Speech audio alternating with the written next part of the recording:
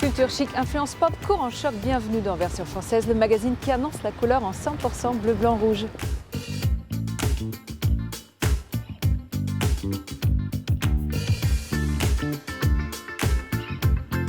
Le fantôme de l'abbaye de la Sauve-Majeure se dresse encore fièrement. Derrière ses airs mystérieux se cachent les secrets des vieilles pierres.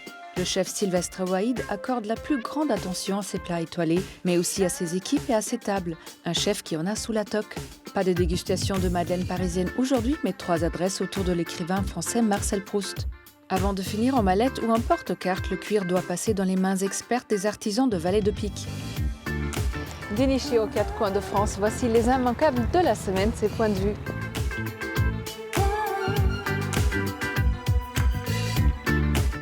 Au détour d'une rue parisienne, vous croiserez peut-être l'atelier Geneviève. Ici, la céramique est à l'honneur, qu'on vienne là pour la peindre ou pour la modeler.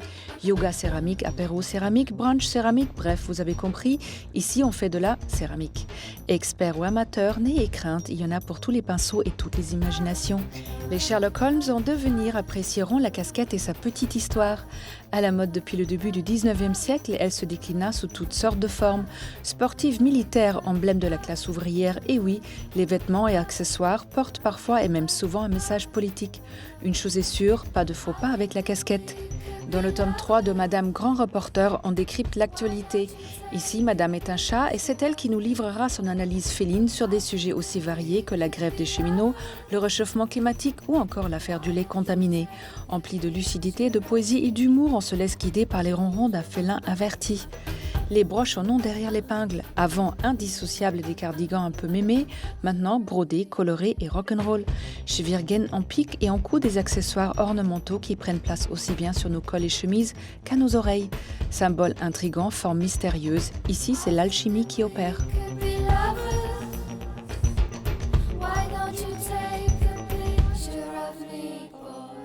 Après avoir abrité quelques 300 moines, elle fut abandonnée à la fin du XVIIIe siècle. Désormais classée, l'abbaye de la Sauve-Majeure nous a ouvert ses portes.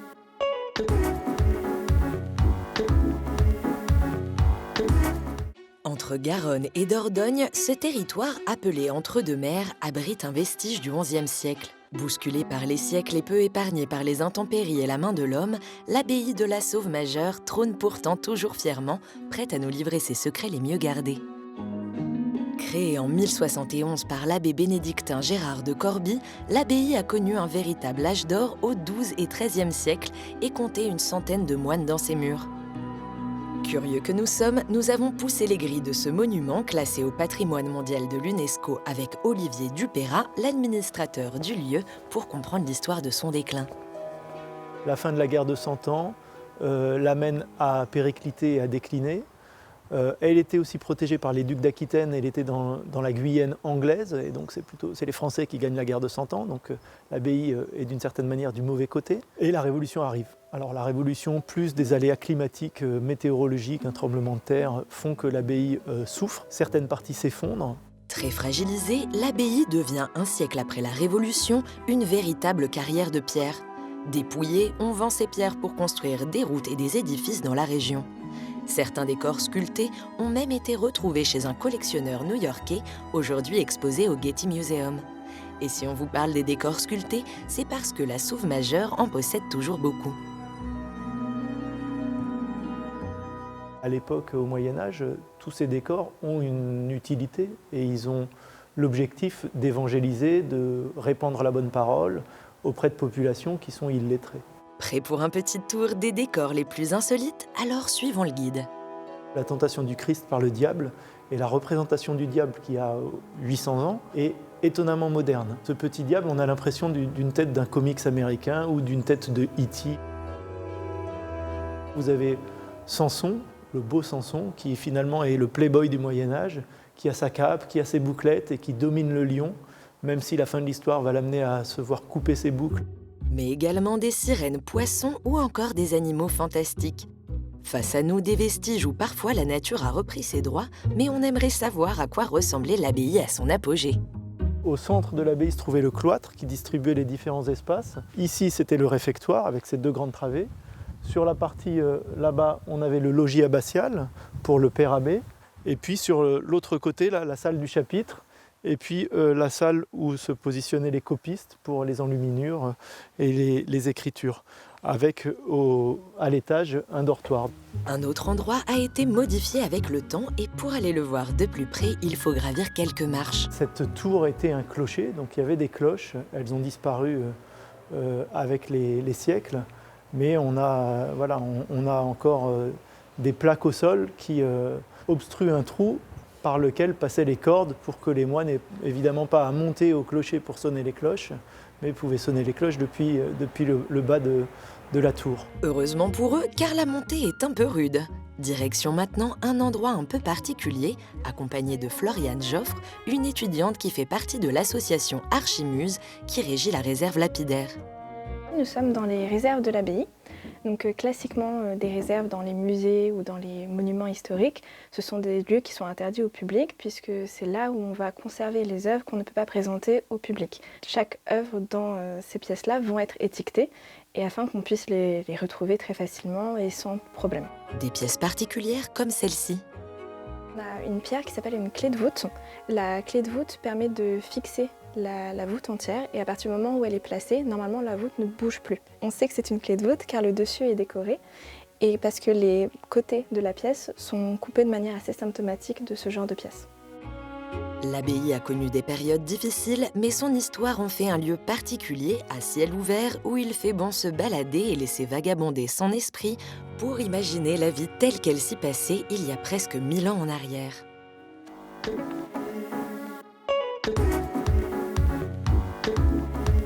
Venu du Pakistan, ayant fait ses armes auprès des plus grands, le chef Sylvestre Waïd est désormais à la tête de plusieurs restaurants. Découvertes succulentes.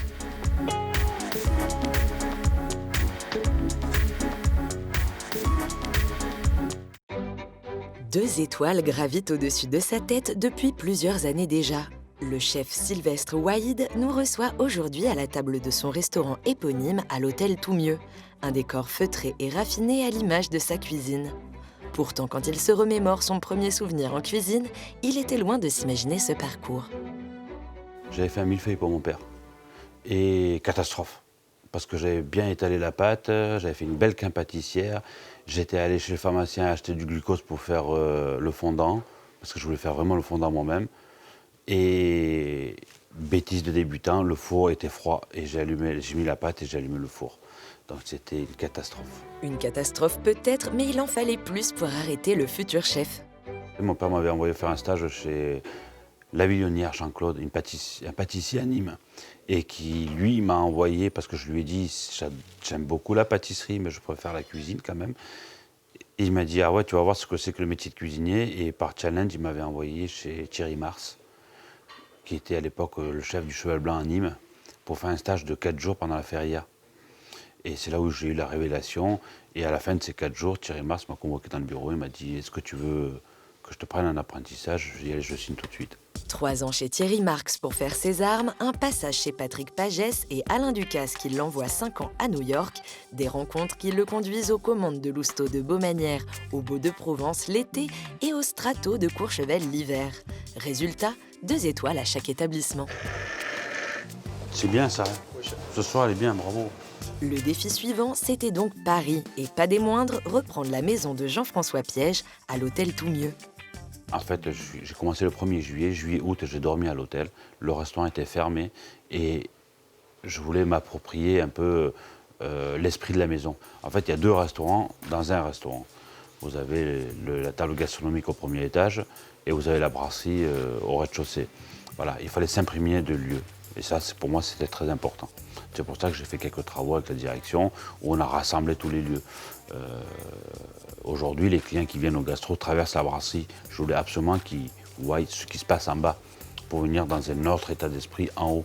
Les 2 étoiles arrivent très vite, un guide Michelin et des clients conquis par la cuisine du chef. Je suis quelqu'un qui aime travailler des produits d'une fraîcheur extrême. presque instantanément. Une belle langoustine vivante, un très beau poisson, de très beaux légumes, tout ce que la nature fait de brut est bon pour la santé. Donc on va essayer de retranscrire ce goût dans l'assiette. C'est très compliqué en fait la simplicité. Techniquement on peut l'apprendre tout le temps. Mais je pense que les très grands chefs ont réussi à donner de l'émotion avec de la simplicité. Et la simplicité, c'est presque la perfection. En cuisine, le chef gère sa brigade comme ses petits plats, calmement, avec douceur. Juju, tu fais attention qu'ils mettent bien la peau de curry sur les sommités de brocoli quand ils les font rôtir, parce que j'ai l'impression qu'il a oublié là. Pas un mot plus haut que l'autre, presque pas un bruit dans la cuisine, seulement celui des cuillères et des casseroles.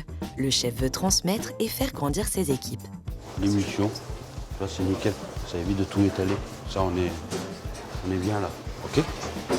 Visualisant, photo, c'est bon? Tout est fait?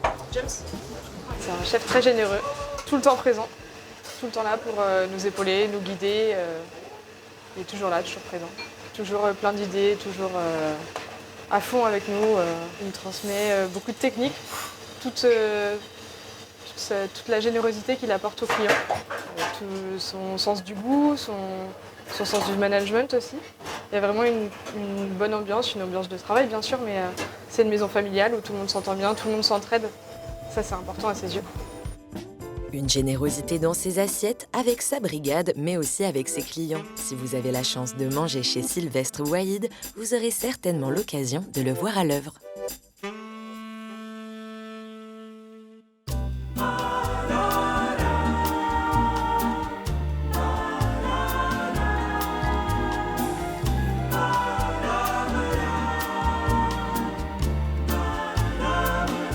Bonjour Sylvestre. Bonjour. Sylvestre, vous êtes arrivé en France quand vous aviez 9 ans avec vos frères et sœurs et votre maman. Vous êtes venu rejoindre votre père qui était à la Légion étrangère. Quel souvenir gardez-vous de cette période quand vous êtes arrivé en France? Le premier souvenir, c'était un petit peu un choc quand même. Un choc de culture? De culture, non seulement de culture, mais je veux dire de vivre aussi. À savoir que nous, au Pakistan, on vivait avec ma mère dans une chambre de 20 mètres carrés, on était 5. Et du jour au lendemain, on arrive à Roissy, l'aéroport, le train, le TGV, et arrivé dans l'appartement, grand appartement, chacun sa chambre. Enfin, voilà, c'était un petit peu un choc. Alors à l'époque, votre papa faisait la cuisine française. Il était gérant des messes. Il était gérant de messe, Ouais. Exactement, et votre maman, la cuisine pakistanaise. Exactement. Ouais. Est-ce que vous avez gardé toujours ce mélange de goût en vous? Je crois que mon inconscient l'a gardé. Et inconsciemment, j'essaie de la transmettre dans ma cuisine que je fais actuellement. Mais au départ, non. Au départ, j'étais vraiment focus sur, j'allais dire, 2 cultures. Celle de mon père, franco-française, celle de ma mère, qui était quand même très maternelle, garder les enfants, cuisiner à la maison. Donc les 2 cultures ont forgé mon palais. On sait que vous avez fait un très beau parcours qui est jalonné de belles rencontres, évidemment. Mais il y a un mot qui revient très souvent quand on écoute vos interviews, quand on lit ce que vous dites. C'est le défi. C'est quelque chose qui est important pour vous de relever les défis. Je pense que ça fait partie de, j'allais dire, notre existence. Si on a trouvé une vocation, si on a... la vie est un défi au quotidien, surtout à notre époque. Et si ce défi est lié avec ta passion, enfin, ça ne devient plus un défi, ça devient un plaisir obsessionnel. Alors parlons-en un peu des rencontres. Je pense que Thierry Marx et Alain Ducasse Ce sont mes 2 été plus belles très rencontres. importants. Oui. Même Patrick Pagès à Vialas, c'est un restaurant Chantoiseau qui avait juste une étoile Michelin, mais c'était un philosophe de la cuisine, du vin. C'était une belle personne. C'était vraiment une très belle Qu'est-ce personne. qu'ils ont vu en vous à l'époque? Qu'est-ce que vous aviez de plus que les autres? Une fois, le chef m'a dit tu travailles 2 fois mieux, 2 fois plus vite, et ça compte beaucoup. Et puis, il y a aussi, enfin, je crois que c'est l'envie d'avancer, l'envie de se faire plaisir, l'envie de toujours se fixer des objectifs. Et moi, j'ai toujours dit, il faut que le matin, je me réveille pour faire quelque chose qui me fait plaisir. On ne peut pas évoquer votre carrière sans parler de l'hosto de Baumanière Bien et sûr. cette période avec André Charial qui vous a donné un peu carte blanche pour reprendre une cuisine provençale, pour la remettre au goût du jour. Il y a une petite anecdote que je n'ai jamais dit à personne, c'est que quand j'étais apprenti au Cheval Blanc en 90, 91, on m'a toujours dit tu n'iras jamais à Baumanière parce que c'est impossible à rentrer dans cette maison. C'est fou. Et quelques années après, en fait, je l'ai aussi accepté un peu pour ça. J'avais quelque chose J'avais cette phrase dans la tête. Au tout mieux, ici, vous avez aussi 2 étoiles. 2 étoiles aussi, ouais. Et le défi, c'est d'avoir la 3e. Je pense que le rêve de n'importe quel chef est d'un jour d'avoir 3 étoiles. Il ne faut pas se leurrer, le guide Michelin, c'est la Bible de la gastronomie française, le meilleur guide au monde, à mon sens. Si un jour je les mérite, je les aurai. Vous avez aussi transmis la cuisine française quand vous étiez à New York pour Alain Ducasse, qui vous avait envoyé. Vous avez enseigné. Pour vous, qu'est-ce que c'est la cuisine française, si on peut la décrire en quelques phrases? C'est beaucoup de générosité, de plaisir, de partage et de passion. On a la chance d'avoir l'Atlantique, la montagne, la Méditerranée, des très beaux légumes. Enfin, on a tout. On a un terroir qui est extraordinaire et c'est ce terroir-là qu'on essaie de mettre en avant au quotidien. J'aimerais parler avec vous un peu de l'art de la table, qui semble être très important pour vous. La table doit redevenir le plaisir du client, et à tous les niveaux, et à tous les sens. L'art de la table, les détails, la verrerie, les fleurs s'il y en a, le sel. L'expérience culinaire doit rassembler un maximum de plaisir. Est-ce qu'il y a un plat qui revient tout le temps chez vous? La betterave, La betterave? Je sais C'est pas un produit Madeleine de Proust, c'est ça? Écoutez, au départ, c'était un accident. Pur Oui. accident, parce qu'entre 2 produits que je voulais attendre, parce que la saison n'était pas tout à fait prête, j'ai mis cette betterave-là, que j'ai trouvé la recette en même pas une demi-journée. Et ce plat-là, il est impossible d'enlever de la carte. Merci, chef. Merci à vous.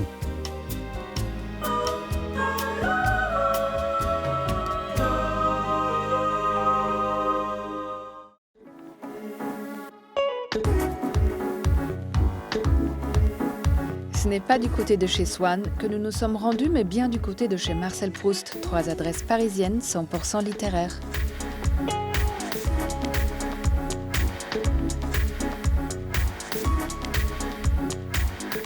Repérage, c'est votre rubrique dénicheuse de bons plans parisiens. Cette semaine encore, on a marché, couru, rampé, arpenté, cheminé et exploré la capitale à la recherche du Paris de Marcel Proust. Si l'auteur d'À la recherche du temps perdu est devenu l'un des plus grands écrivains de la fin du 19e, son passé d'employé à la prestigieuse bibliothèque Mazarine a laissé un souvenir pour le moins mitigé. Il a une petite pression familiale, il vient de terminer ses études et son père Adrien Proust souhaiterait qu'il trouve une situation intéressante socialement, ne soit pas un déclassement, et qui en même temps lui laisse suffisamment de loisirs pour ses hobbies et son travail d'écriture.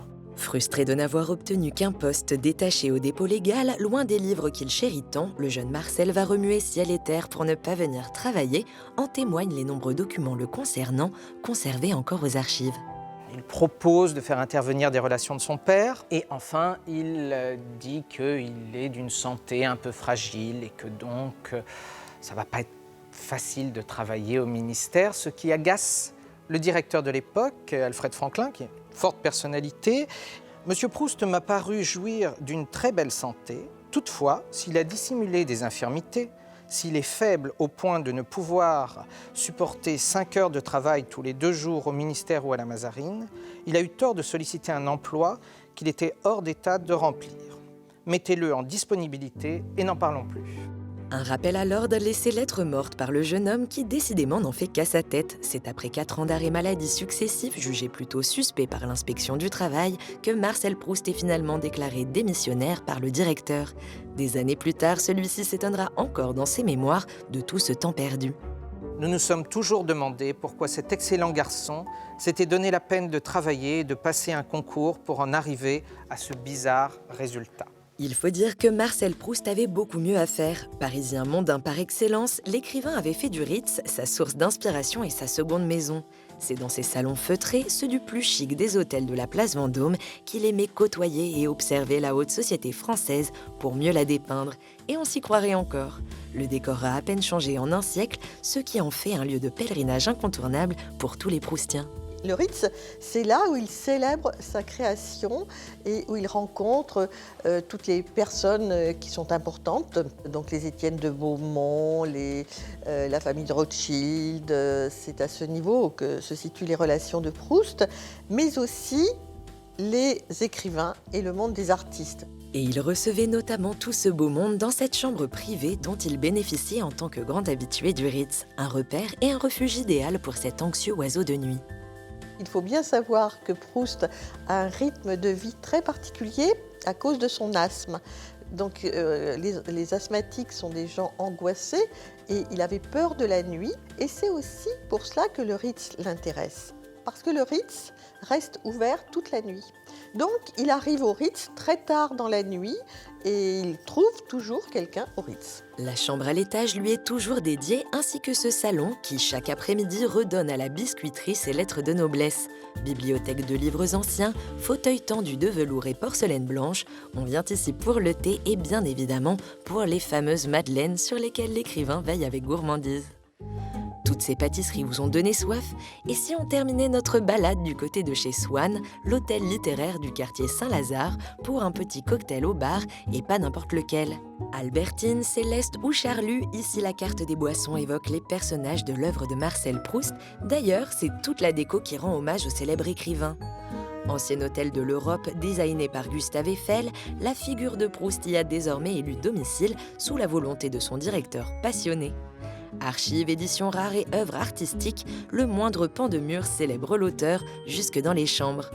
Allez, un dernier verre à boire avec modération bien sûr, car il nous faut, nous aussi, nous coucher de bonne heure.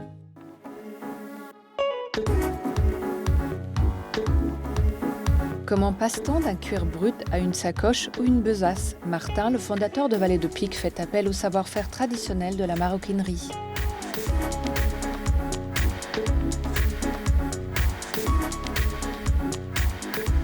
Utilisé dans la confection de vêtements, de chaussures, de mobilier ou même d'instruments de musique, le cuir est fabriqué par l'homme depuis la préhistoire. Les toutes premières tentatives de tannage à la fumée ont été réalisées dès le néolithique pour lutter contre les odeurs liées à la putréfaction des peaux. Quelques 6000 années plus tard, le cuir sent bon et séduit toujours les homo sapiens que nous sommes. Et si la production industrielle va bon train, faisant fi des conséquences pour la planète, pour une poignée d'homo écolos, la maroquinerie fait peau neuve. Tannage végétal, production locale et artisanale, lorsqu'il lance sa marque de maroquinerie en 2018, Martin Meunier mise tout sur la mode éthique. Alors direction la rue Oberkampf dans le 11e arrondissement de Paris pour dénicher cette manufacture familiale sexagénaire. Martin s'est fait souffler l'adresse. Alors c'est le père d'un ami qui m'a présenté cette manufacture. Il m'a dit va voir, elle est située en plein cœur du 11e arrondissement, dans le centre de Paris. Et elle est un peu méconnue, donc le but c'était d'aller les voir. Je leur ai présenté ce que je voulais faire. Dans cet atelier, le cuir est entre toutes les mains. Pourtant jusqu'ici, on n'y fabriquait ni sac ni porte-carte. Alors pour la petite histoire, eux à la base ils fabriquaient les mallettes des pilotes Air France.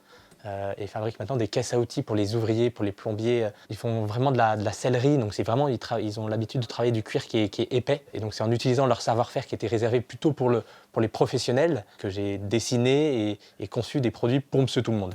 Pour monsieur et madame tout le monde en fait, car les pièces de Martin sont mixtes. L'atelier de cuir a donc joué le jeu. Sur les établis, les besasses de chantier côtoient les pièces workwear chic. Au poste de patronage, le chef d'atelier coupe et coud les pièces en carton et en nylon. Même ici, le cuir est un luxe.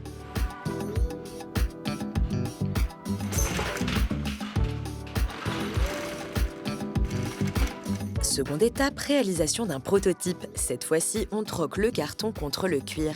Les pièces sont découpées à la main, ajustements et tâtonnements sont de mise jusqu'à l'obtention du résultat idéal.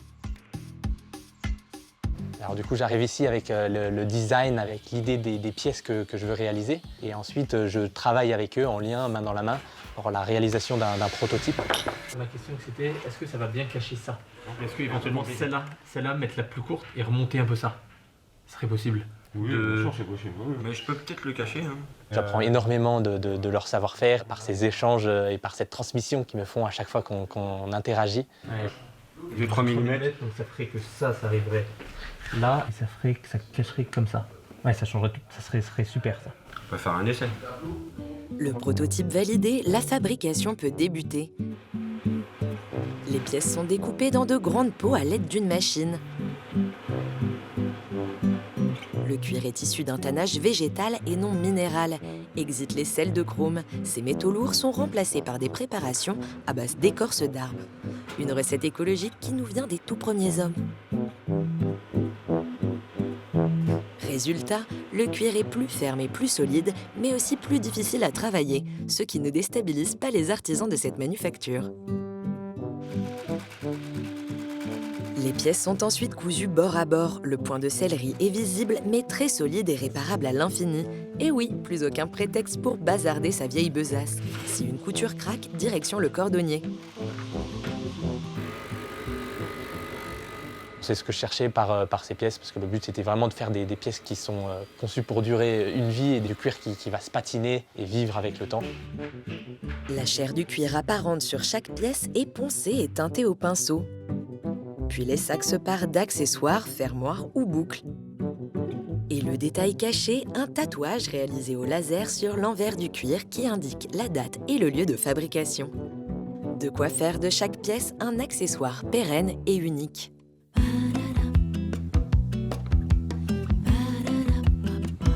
C'est tout pour aujourd'hui, mais on se retrouve très vite et en attendant, restez chic toujours. Bye!